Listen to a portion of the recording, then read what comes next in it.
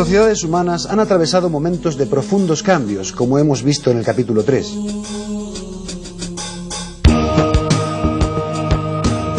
Uno de estos momentos fue la revolución industrial, que dio lugar a transformaciones económicas que afectaron a lo más esencial de la vida de las personas: el trabajo, los estilos de vida, las relaciones familiares, la educación, los valores y las creencias.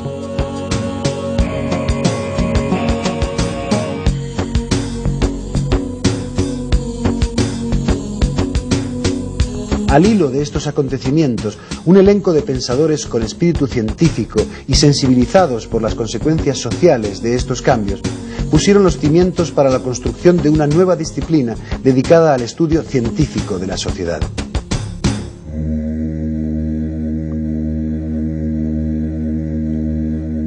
En ese grupo de pensadores estaban los padres fundadores de la sociología: Saint-Simon, Augusto Comte, Émile Durkheim, Carlos Marx y Max Weber. El conde de Saint-Simon nació en París en 1760. Vivió intensamente los acontecimientos más importantes de su época. Participó en las luchas de emancipación de la América del Norte y en la Revolución Francesa. En 1792, la Asamblea Electoral de la Comuna de París le nombró su presidente. Entonces renunció a su título nobiliario y se hizo llamar Claude-Henri Bonhomme. Saint-Simon vive así de forma excepcional una época de ruptura radical del orden tradicional. Son años de innovación y cambio y de confianza en la ciencia para construir la sociedad del futuro.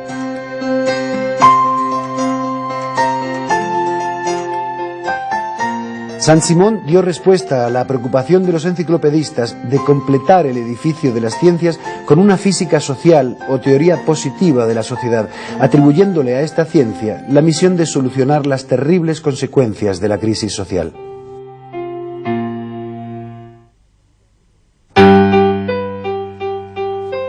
Si a Saint-Simon se le puede considerar como un precursor de la sociología, Augusto Comte fue el verdadero fundador de esta ciencia. Con él se desarrolló la teoría positivista. Desde 1830 a 1842 publicó los 6 volúmenes de su Curso de Filosofía Positiva. Su método consistía en ocuparse solo de los hechos y de sus relaciones. Los hechos son los fenómenos que pueden comprobarse por la experiencia, y la única experiencia es la de los sentidos. Comte nació en el año 1798 en el seno de una familia eminentemente católica y monárquica. A la edad de 13 años ya había roto con las creencias religiosas y las convicciones políticas de su casa. 2 años más tarde empezó sus estudios en el Colegio Montpellier, del que pasó a la Escuela Politécnica. Durante este tiempo se consagró al estudio de las matemáticas, cuya enseñanza constituyó su principal medio de vida, y a las ciencias naturales. En 1818, a la edad de 20 años, tuvo un fecundo encuentro con Saint-Simon, quien influyó poderosamente en su pensamiento. La preocupación fundamental de Comte, como la de Saint-Simon, era cómo cambiar el desorden en orden. Percibió la Revolución Francesa como un cambio sustantivo en la historia de la humanidad.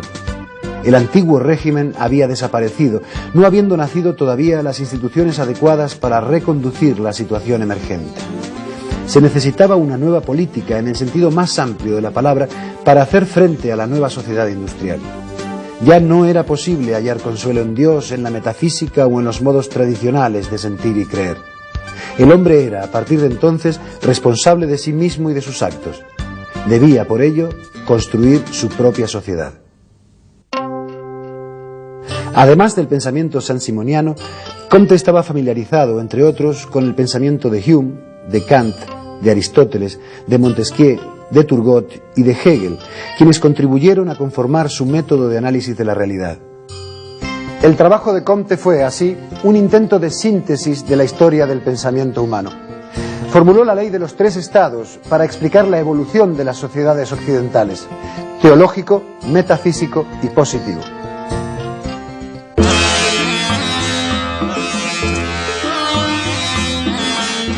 El estado teológico se caracterizó por el predominio de los sentimientos y la imaginación en el análisis de la naturaleza, causas y fines de las cosas.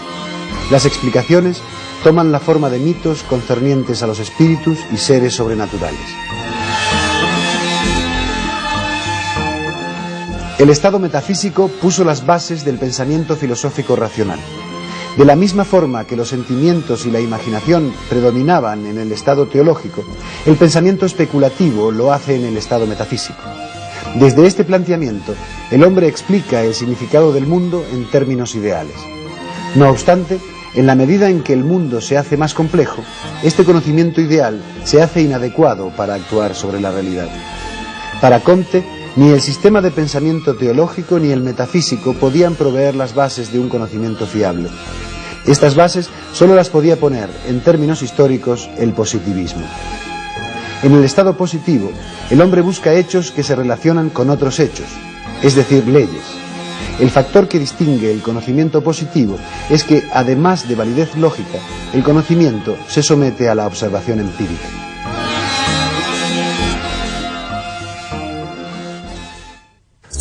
Para Comte, el único conocimiento sólido proviene de la observación y de la experimentación.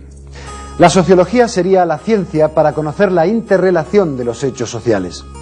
La sociedad humana era vista así como un proceso acumulativo de factores interrelacionados que hasta la aparición de la sociología no era estudiado por ninguna ciencia. La misión de la sociología, para Comte, era completar el sistema de los conocimientos positivos mediante el entendimiento científico del propio sujeto de esos conocimientos, la sociedad. Entiendo por física social, decía Comte, la ciencia que tiene por objeto propio el estudio de los fenómenos sociales, considerados con el mismo espíritu que los fenómenos astronómicos, físicos, químicos y fisiológicos, es decir, como sujetos a leyes naturales invariables, cuyo descubrimiento es el fin especial de sus investigaciones.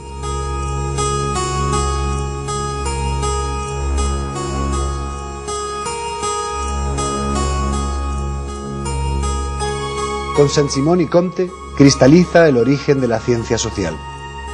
En ambos autores convergen la herencia ilustrada, la toma de conciencia ante las transformaciones de la sociedad y el afán por intentar reconstruir una sociedad sometida a una creciente disolución.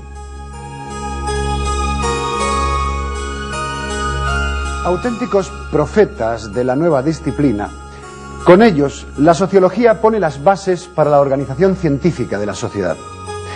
Esta misma pretensión influyó de forma importante en las elaboraciones teóricas de Emile Durkheim, Karl Marx y Max Weber. Los trabajos de Durkheim, Marx y Weber representan una contribución definitiva a la construcción de una ciencia para el estudio de la sociedad. Su actividad intelectual se concentró en el estudio riguroso de las asociaciones entre los hechos sociales, considerando dicha asociación como un hecho en sí mismo.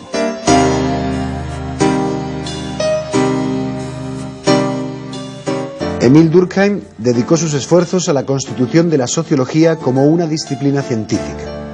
Esta tarea tuvo su concreción en tres obras esenciales en la historia de la disciplina: Las reglas del método sociológico, publicada en 1895, División del trabajo social, en 1897, y El suicidio, también en 1897. Con Durkheim, la sociología empezó a adquirir un cierto estatus como ciencia y un grado de difusión significativo.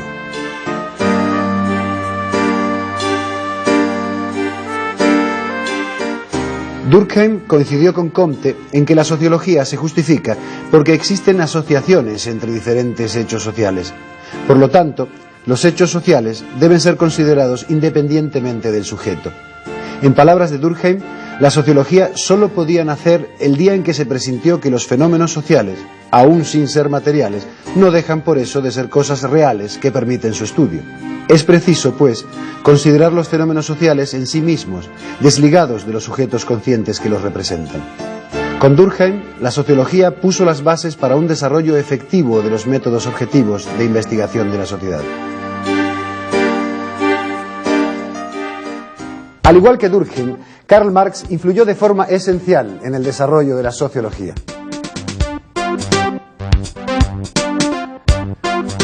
Karl Marx intentó sintetizar en un cuerpo teórico homogéneo la herencia del conocimiento social. Su propósito era descubrir el proceso de desarrollo de la humanidad, con la finalidad de acelerarlo y orientarlo en la medida de lo posible. Deseaba, por lo tanto, transformar la sociedad pero en un sentido que, en buena medida, ya estaba predeterminado. El ideal comteano de diseñar un modelo de sociedad con criterios científicos y racionales tendría así una cierta continuación en el propósito de Marx de contribuir al alumbramiento de una nueva sociedad comunista como superación histórica del capitalismo y sus contradicciones y conflictos sociales. Para Marx, el único conocimiento verificable de la realidad social lo proporciona el método de análisis científico, que él calificó como materialismo dialéctico. Su método de análisis científico es una versión materialista de la dialéctica hegeliana. Hegel consideraba la historia de la humanidad como una progresión dialéctica. Todo momento histórico tiene elementos contradictorios en su seno que permiten, en última instancia, la superación de ese momento. Existe así una dinámica histórica de perfeccionamiento de la humanidad. El materialismo es una posición filosófica basada en el axioma de que todo lo que acontece en la realidad puede explicarse por fenómenos de la propia realidad. Marx, en contra de los idealistas alemanes, consideraba que los fenómenos sociales y los pensamientos del hombre son producto de causas materiales y, más concretamente, del modo de producción. También Max Weber, durante los primeros años de este siglo, contribuyó decisivamente a la construcción de la sociología.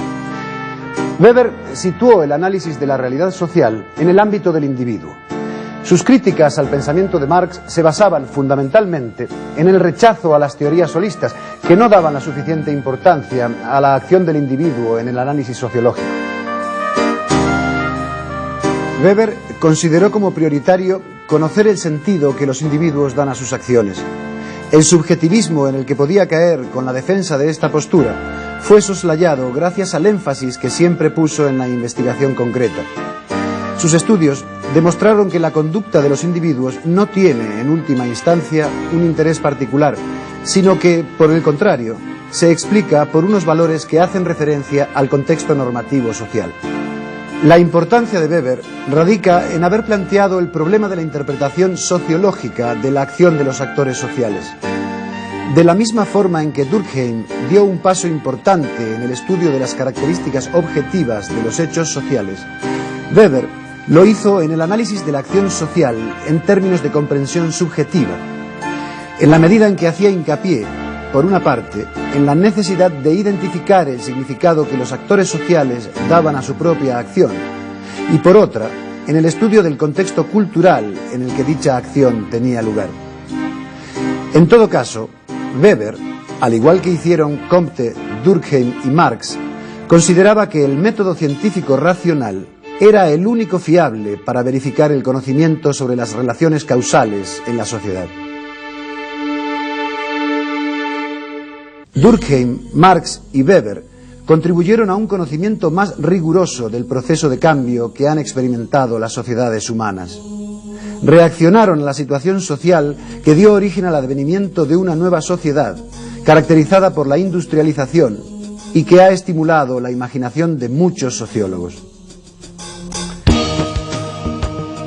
Saint-Simon como precursor, Comte como inventor del término sociología y como primer impulsor de la misma, y Durkheim, Marx y Weber como los tres primeros grandes teóricos del estudio sociológico de la sociedad, tuvieron la virtud de definir una nueva disciplina orientada a la investigación de la sociedad con un método científico, y contribuyeron a conocer con más rigor los procesos de cambio que han experimentado las sociedades humanas. A ellos y a otros que se apoyaron en ellos se debe que hoy en día contemos con una ciencia de la sociedad.